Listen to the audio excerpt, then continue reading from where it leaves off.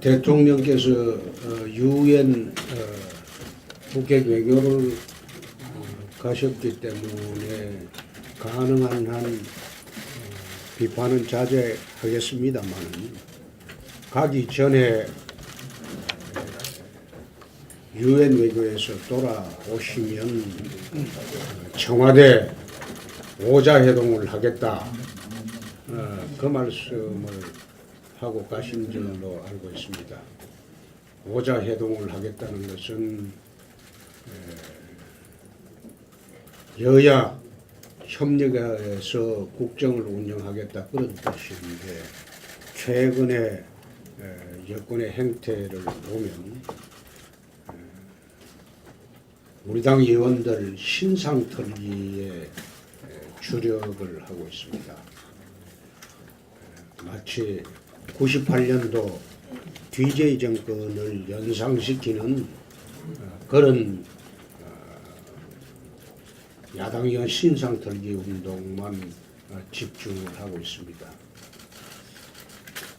몽둥이 들고 협조하라고 요구하는 그런 형국입니다. 그것은 정상적인 정치가 아니기 때문에 이런 상황에서 청와대 오자회동을 하는 것 자체가 그건 어불성설입니다. 그래서 정부 여당에서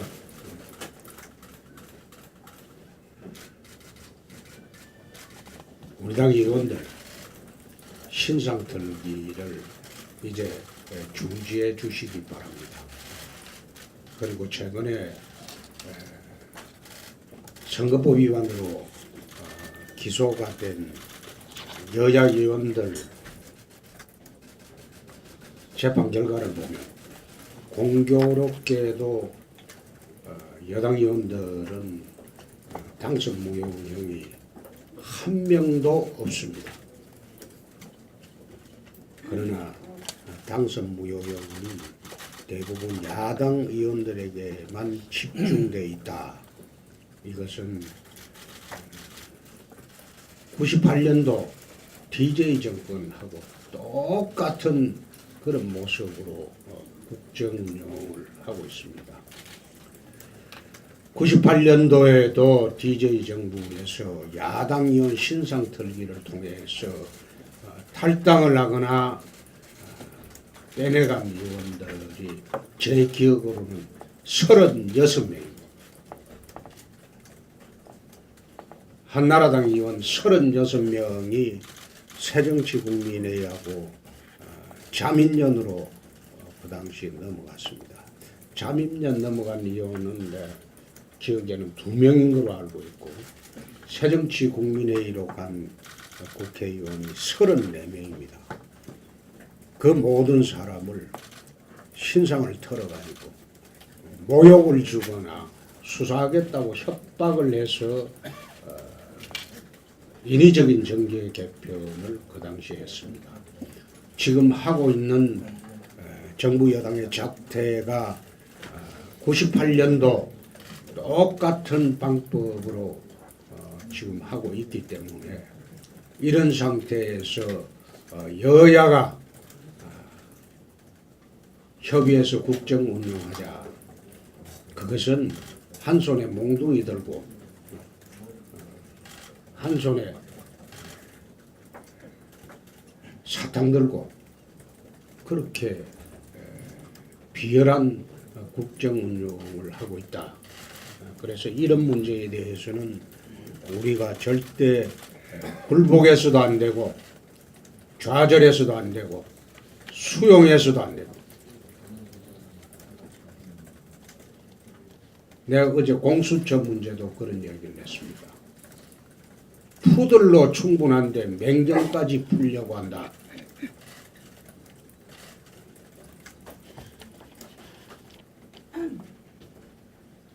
푸들로는 목적 달성하기가 어렵다고 봅니다. 공수처라는 것은 대통령 직할 검찰청을 하나 더 만들겠다는데 불과합니다. 그래서 이런 법안도 우리가 절대 동의를 해서도 안 되고 할 수도 없다. 그리고 내일 인사청문회가 또 개최가 됩니다. 그 인준투표가 되는데 기독교계에서 대법원장 임명을 강력 반대하고 있습니다. 동성애 때문에. 지난번에 김희수 헌법재판관도 헌법재판소장도 낙마의 가장 큰 이유가 동성애입니다. 근데 이번에도 동성애만 문제되는 것이 아니고 이념적 편향성까지 문제되는 김희수 헌법재판소장보다도 더 위험하다. 그래서 우리 당 의원들이 한마음이 돼서 이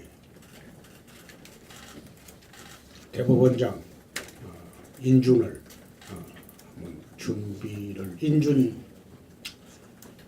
거부를 해 주시도록 그렇게 조금 있다가 의총에 참석해서 그 말씀을 전달하려고 합니다.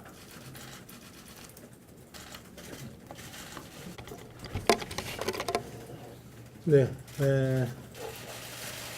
김명수 후보자 그 인준을 지금 강행하더라도 사법부 수장으로서 부적격하다는 것은 변함이 없습니다. 사법부 수장으로서 정치적 편향성을 가진 코드 인사일 뿐만 아니라 지금 언급이 있었던 것처럼 동성혼, 동성애에 대한 우리 사회의 법적 가치관과 또 종교적 가치관을 흔들 위험성이 대단히 크기 때문에 부적격이라는 것은 변함이 없는 것입니다. 여기에 지금 강력한 우려를 표명하는 것은 지금 말씀드린 것처럼 동성애 문제입니다. 지금 청와대로부터 이 대법원장 추천에 대한 업적이라고 온 것을 보면은 바로 이 동성애 문제를 거론하고 있습니다. 짧은 청문 요구서에 보면은 김 후보자는 국제인권법 연구회 초대 회장을 역임을 했고 또 성소수자 인권에 관한 첫 학술대회를 개최해서 인권법 분야 발전에 크게 기여했다. 이것이 지금 청문서의 요구서에 적혀져 있는 내용입니다. 잘 아시다시피 이 성소수자 학술대회가 바로 동성애, 동성혼을 허용하는 이런 학술대회를 주장하는 학술대회 토론회였던 것입니다. 따라서 이 단체 회장을 두 번이나 역임을 하고 실제로 그 토론회를 주관했던 당사자가 또 김명수 후보자입니다. 그런데 청문회에 나와서는 뭐라고 얘기를 하냐? 공부를 해보지 않아 잘 모른다. 그냥 앉아 있었다. 이런 식으로 얼머무리고 넘어갔습니다. 동성애, 동성혼을 허용에 앞장서고 옹호했던 이 학술대회까지 개최한 사람이 이것을 지금 모르겠다고 하고 있습니다. 또 그때 참석한 그 토론자와 발표자 모두 동성애 옹호론자였습니다. 특히 동성혼을 불허하는 대법원 판결을 비판하고 또 군 형법상 동성애에 대해서 처벌을 하는 이것에 대해서 합헌이라고 판단한 군대 내 동성애 처벌 군형법 폐지를 요구하는 그런 학술대회였습니다.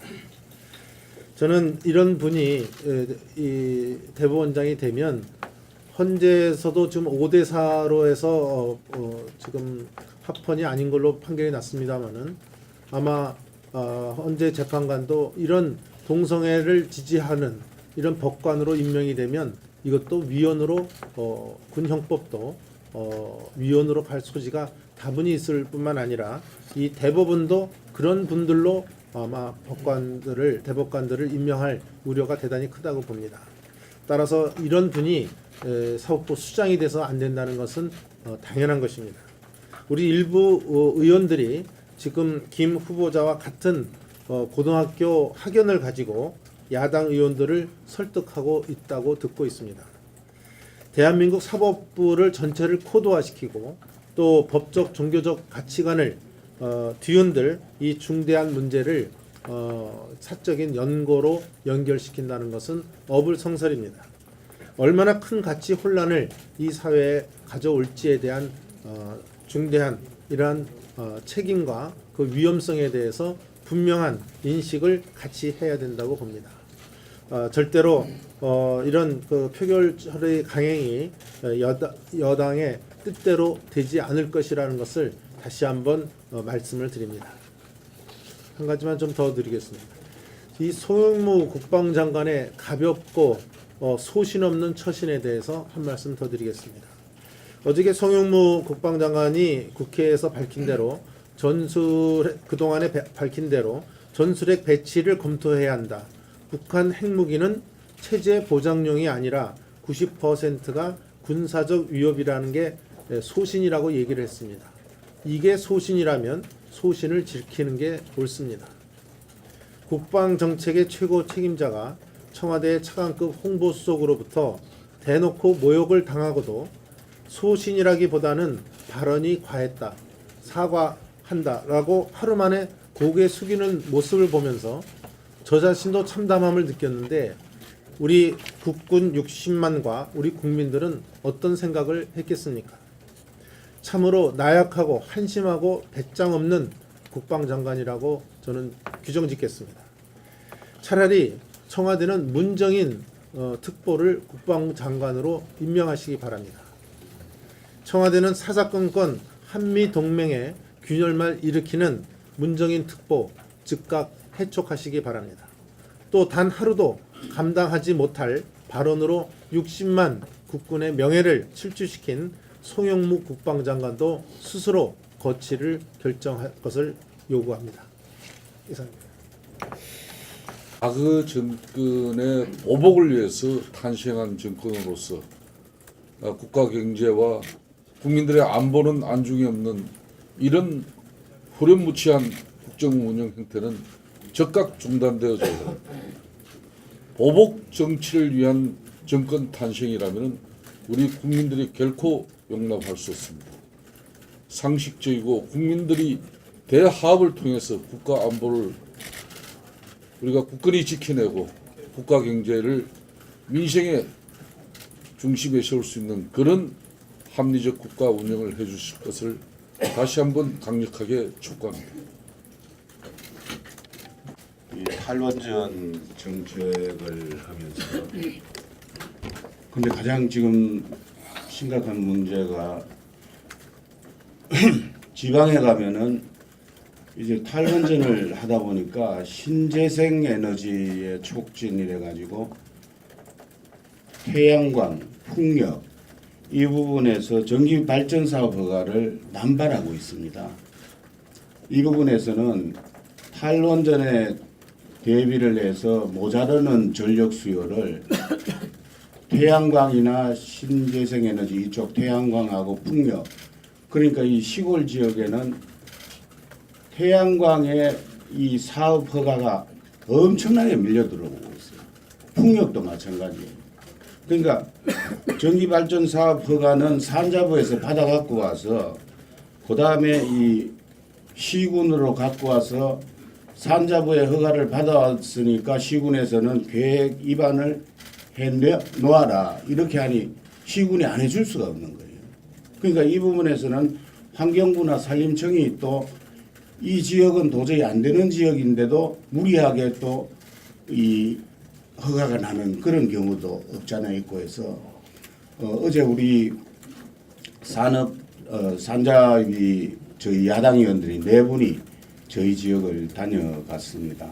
그래서 갔다 와서 보고를 들어보면은 우리 당 차원에서 정책위에서 이 부분을 좀 조사를 확실하게 해서 무리한 그 탈원전에 배치된 신재생 에너지의 무리한 사업 허가는 좀 지양을 할 수 있도록 제동을 한번 걸어 줘야 되지 않느냐 그런 말씀을 드립니다. 예. 민노총에서 지금 일본 대사관 앞에 강제징용 동상을 세우고 있다고 하는데 사실은 이 강제징용 문제가 동상 세우는 것만 되는 게 아니고 정말 그제 그 천안 그 망행의 동산에서 그 사할린 그 유해공안 봉안식이 됐습니다. 아마 과거 같으면 정부가 바뀌고 그러면 이제 장관도 오고 그랬는데 원래 그 소관은 이제 보건복지부고요.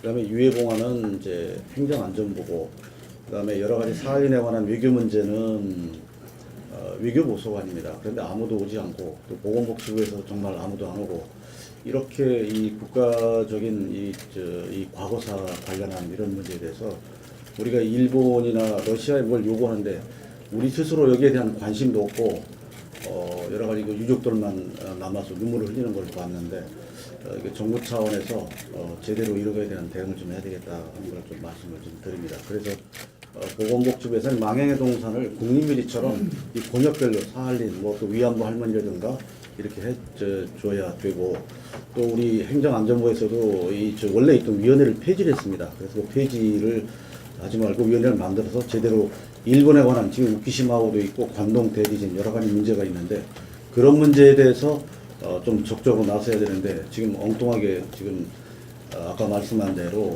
민노총 중심으로 그 대사관 앞에 뭐 동상 만드는 걸 집중하고 있는데 하여튼 그걸 제대로 이 강제징용이나 여러 가지 문제를 평가도 하고 거기에 맞는 걸맞는 그런 대책을 좀 새로 세워야 될 필요성을 좀 말씀을 드립니다. 다섯 한강에서 강제징용돼서 가셨다가 심폐증으로 돌아가셨는데 그 이후에 뭐 정부 차원의 보상이라든가 여러 가지 실태조사가 과거에 있었습니다. 그런데 지금 민노총이 그하고 무슨 관계가 있다고, 자기들이 무슨 관계가 있다고 동상이나 세우고 국가 간의 어떤 청구권이나 이런 문제에 대해서는 아무런 관심도 없다가 갑자기 이런 이벤트에 끼어드는지, 저는 그에 대해서는 후손의 입장에서 참 과연 이것이 옳은 일인지, 또 그걸로 장사판에 뛰어드는 그런 느낌이 들어서 저는 옳지 않다고 생각을 하고 있습니다. 미래로 가는 정권이 되었으면 좋겠습니다. 개인 가정도 하물며 과거를 반면교사를 삼아서 미래를 계획하고 다음 세대를 준비하는데, 문재인 정부는 더 이상 과거에 매달리지 말고 또 과거에 대해서 온 정부의 전력을 쏟지 말고 이제 미래를 향한, 대한민국이 지금 위기에 있습니다. 절체절명의 위기에 있는 우리 대한민국의 경제, 안보, 그리고 소상공인들, 그리고 어려운 서민들을 위해서 여기에 전력을 해주시지, 더 이상 정치적 보복, 과거를 해치는 일에 전력을 쏟지 말고 미래를 향한 문재인 정부가 되어서 정말 진영을 떠나고 여야 정파를 초월해서 정말 문재인 정부가 대한민국을 살리는 그런 정부가 되어줄 것을 주문합니다. 시장이 뭐 MB를 고발한다 해가지고 고소한다 했지금. 그런데 이것을 보고 정말 이 정부가 뭐 하는 게인지 모르겠다, 그런 생각이 많이 들었습니다. 어느 연예인도 또 MB를 고소한다 그렇게 이야기하더라고요. 그래서 과거를 우리 역사를 보면은 우리끼리 싸우다가 나라가 망했습니다. 국민이 어렵게 되고, 임진왜란 전에도 동인 서인이 엄청 싸웠습니다. 1000여 명이 옥살을 했습니다. 기축 사옥이라고 있었는데, 그러다가 3년 동안 싸우고 나니까 1592년에 임진왜란이 일어났는데, 부산 앞바다에 외병이 왔다니까 그 오랑캐가 곡물 바치러 왔느냐 이래 생각하고 우리끼리 있었다, 이런 이야기입니다. 그리고 임진왜란뿐만 아니라 병자호란도 마찬가지고, 그 또 한일 합방 전에도 우리끼리 싸우다가 일이 벌어졌습니다. 제발 밖으로 눈을 돌려야 됩니다. 이 정부가 들어서고 과거 캐기만 해서 보복만 하고 있습니다. 그래서 어제 KBS 공영노조에서 발표한 걸 잘 명심하기 바랍니다. 이 정부에서는 박근혜 이명박 것만 파헤치고 있다. 왜 김대중 노무현 때는 적폐가 없었느냐. 잘 명심해서 정말 이제 나라가 백척간도에서 가 있습니다. 미국 사람들이 우리나라를 어떻게 빠져나가느냐 훈련을 하고 있는데 우리는 앉아서 과거만 캐고 특히 보수 세력 괴멸 작전만 하고 있는 데에서 개탄을 하면서 정말 바꿔주기를 바랍니다. 간곡히 당부드립니다. 어제 대통령이 뉴욕 공항에 갔을 때 환영객이 미국 측에서 단 한 명도 나오지 않은 장면을 봤습니다. 우리나라 역대 대통령이 미국을 방문할 때 그런 광경을 연출하지는 않았습니다. 공항에 도착하는데 그 동영상을 봤는데 이명박 대통령 갔을 때는 군화 때까지 박근혜 대통령 갔을 때도 그렇게 했습니다. 아예 미국 측에서 한 명도 안 나오는 거 보고 레드 카펫도 없고 대한민국 대통령이 미국을 방문하면서 그런 대접을 받은 일이 있느냐. 또 그런 대접을 받고도 북핵 회담을 한다고 하고 있으니 참 대한민국 국민으로서 안타깝다. 한국을 대표해서 가는 대통령이 미국에서 그런 대접을 받는 것 보고 참 답답하고 안타깝다. 그런 생각이 들었습니다. 아마 기자분들은 어제 뉴욕 공항에 도착했을 때 그 광경을 한번 검색을 해 보시죠. 그리고 과거에 이명박 대통령 미국 갔을 때, 박근혜 대통령 미국 갔을 때 미국에서 어떤 식의 의전을 했는지 그것도 한번 면밀히 살펴보시죠. 그만큼이나 문재인 패싱을 당하고 있음에도 정작 본인들은 그걸 숨기고 국민들에게도 숨기고 있다.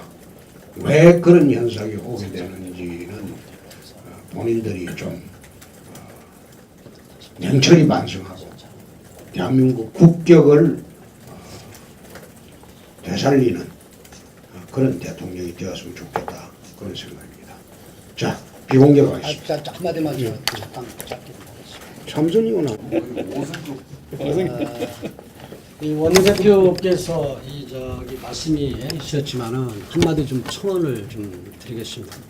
이 문재인 정부는 이 모처럼 오록말을 한 국방장관에게는 엄중 주의를 주고 또 북한 대변인 수준의 발언을 해 국민들이 해임 대상이라고 생각하는 대통령 특보는 적극 감싸는 행태, 그리고 또 청와대 말 한마디에 국방장관은 꼬리를 내리고 이 국민들은 이 우리나라 국방 정책에 대해서 헷갈리고 혼란스럽게 생각을 합니다.